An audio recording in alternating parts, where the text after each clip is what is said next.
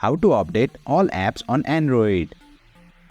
Hey there, welcome to Insightful Tutorials. In today's video, I will show you how to easily update all your Android apps. Without further ado, let's get started. Open Play Store on your Android device. Tap on the circle with your profile picture at the top right corner. A pop-up menu will appear. Select Manage Apps and Device. As you can see, here is a section for updates available. Tap See Details. From here, you will be able to see a list of all the installed apps that needs to be updated on your device.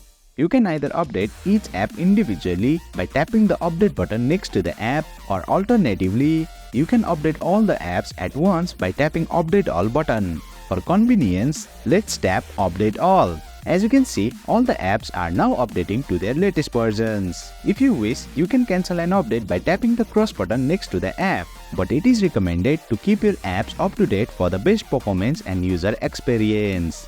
And there you have it. You have successfully learned how to update all your Android apps in just a few steps.